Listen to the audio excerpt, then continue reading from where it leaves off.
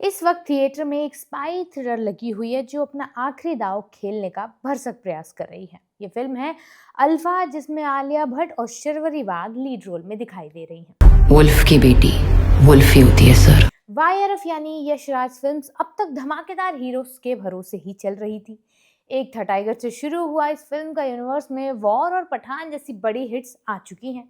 நாடு தனக்கு என்ன செஞ்சதுன்னு உண்மையான சோல்ஜர் யோசிக்க மாட்டான். நாட்டுக்காக தன்னால என்ன लेकिन செய்ய इस बार वाईआरएफ ने आलिया और शर्वरी को फ्रंट स्पेस देकर कुछ अलग करने की कोशिश की है। मगर रणवीर सिंह की धुरंधर के बाद ऑडियंस को फिर से जासूसों की दुनिया में कुछ अलग दिखा पाना यशराज फिल्म्स के लिए अभी भी एक बड़ी चुनौती जान पड़ रहा है।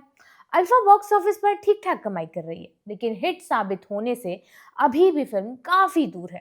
तो ऐसे में सवाल बनता है कि क्या अल्फा इंडिया की नई स्पाई बेंचमार्क बन पाएगी, या फिर धुरंधर जैसी ग्रिटी और हाइपर रियलिस्टिक एक्शन फिल्मों के सामने सिर्फ एक और स्टाइलिश स्पेक्टिकल बनकर रह जाएगी।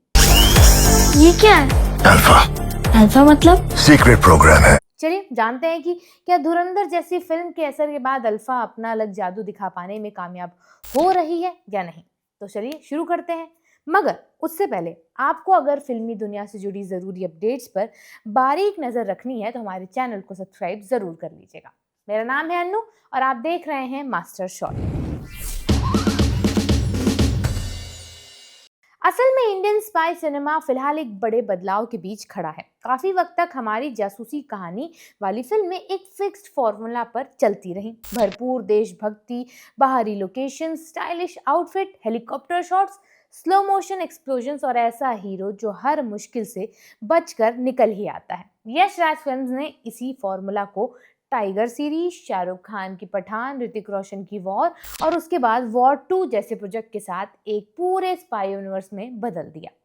लेकिन अब ऑडियंस बदल रही है, या साफ साफ कहें तो बदल चुकी है। अब लोग सिर्फ बड़ा धमाका नहीं देखना चाहते, वो जानना चाहते हैं कि गोली चलाने वाले हाथ कांपते हैं या नहीं, मिशन फेल होने की कीमत क्या होती है, और स्पाई बनने के बाद इंसान बचता भी है या नहीं बचता। एक लाइन में इंटरनेट की भाषा में कहें तो ऑडियंस वांट पीक डिटेलिंग। लेकिन अल्फा की सबसे बड़ी मुश्किल सिर्फ इसका रिसाइकल टेम्पलेट नहीं है, इसकी असली चुनौती है धुरंधर इफेक्ट। और यही चुनौती इसलिए बड़ी है क्योंकि धुरंधर ने सिर्फ एक स्पाई फिल्म बनकर काम नहीं किया, उसने ऑडियंस की देखने की आदत बदल डाली। पहली वजह है स्पेसिफिसिटी। वाईआरएफ स्पाई यूनिवर्स की दुनिया ज्यादातर fictional threats, secret agency, stylish mission और ग्लोबल लोकेशन पर चलती रही है। वहाँ एनिमी यानी दुश्मन बड़ा होता है, मिशन भी बड़ा होता है, लेकिन कई बार इमोशनल और पॉलिटिकल डिटेलिंग जेनरिक लगती है। धुरंधर ने इसके उलट रियल वर्ल्ड रेफरेंस का इस्तेमाल किया। Kandahar hijack, Mumbai terror attack, Dawood Ibrahim ISI network जैसे नामों और घटनाओं ने ऑडियंस को कहानी से तुरंत कनेक्ट करा दिया। क्रिएटिव लिबर्टी ली गई लेकिन इमोशन रियल लगा। यही फर्क है। वाईआरएफ स्पेक्टिकल बेचता है, धुरंधर ने ऑडियंस को ऐसा हिसाब किताब दिया जो उन्हें हिस्ट्री और हेडलाइन से जोड़े रखता है। दूसरी वजह है डिटेलिंग। आज ऑडियंस सिर्फ ये नहीं देख रही है कि हीरो ने कितने लोगों को मार दिया, ऑडियंस ये भी देख रही है कि ऑपरेशन कैसे प्लान हुआ, लोकेशन क्यों इंपॉर्टेंट है, इंटेलिजेंस नेटवर्क कैसे काम करता है और कैरेक्टर किस साइकोलॉजिकल प्रेशर में फैसले लेते हैं। धुरंधर ने इस पीक डिटेलिंग वाली डिमांड को पकड़ लिया। यहाँ पर उसके वर्ल्ड में एग्जाइल यानी कारावास था, कोड नेम थे, बेट्रायल धोखा था, रियल जियोपॉलिटिकल टेंशन थी और हर सीन में कुछ तो डिकोड करने लायक था ही। वाईआरएफ की प्रॉब्लम यह है कि उसके स्पाई यूनिवर्स की पहचान अब भी बड़े entry shots, cameos, stylish action और फैन सर्विस मोमेंट से जुड़ी हुई है। अल्फा को अब सिर्फ कूल नहीं दिखना है, बिलीवेबल यानी भरोसेमंद लगना है। तीसरी वजह है इमोशनल पे ऑफ। धुरंधर में नेशनलिज्म सिर्फ डायलॉग या फ्लैग वेविंग मोमेंट नहीं था, वहां ऑडियंस को लगा कि स्क्रीन पर भारत अपने दुश्मनों से जवाब ले रहा है। यानी इमोशन रिवेंज का था, जस्टिस का था और कहीं ना कहीं कलेक्टिव मेमोरी से भी जुड़ा हुआ था। अल्फा में अगर रॉ एजेंट, इलिसिट सोल्जर प्रोग्राम और ग्लोबल थ्रेट जैसी चीजें हैं तो उन्हें सिर्फ प्लॉट डिवाइस बनाकर नहीं छोड़ा जा सकता। ऑडियंस को समझना पड़ेगा कि इस मिशन का दर्द क्या है, नुकसान क्या है और पर्सनल स्टेक क्या है। वरना थ्रेट यानी जो डर है, खौफ है, बड़ा दिखेगा लेकिन असर छोटा ही रहेगा। चौथी वजह है फ्रेंचाइजी फैटीग। धुरंधर अपने दुनिया में एकदम नया था, उस पर किसी पुराने सिनेमैटिक यूनिवर्स का बोझ नहीं था, उसे कैमियो सेट नहीं करना था, टाइमलाइन जोड़नी नहीं थी, फैन थ्योरी सेटिस्फाई नहीं करनी थी।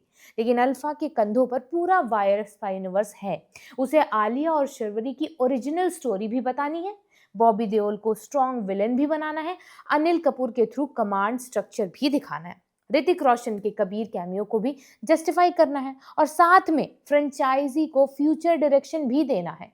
यानी अल्फा को सिर्फ एक अच्छी फिल्म नहीं बनना, उसे यूनिवर्स रिपेयर भी करना है जो पीछे डैमेज हुआ है। पांचवी वजह है ट्रस्ट डेफिसिट। पठान के बाद वायर स्पाई यूनिवर्स बहुत स्ट्रॉन्ग पोजीशन में आ गया था, लेकिन टाइगर 3 और वॉर 2 के बाद ऑडियंस का भरोसा फिर से हिल गया।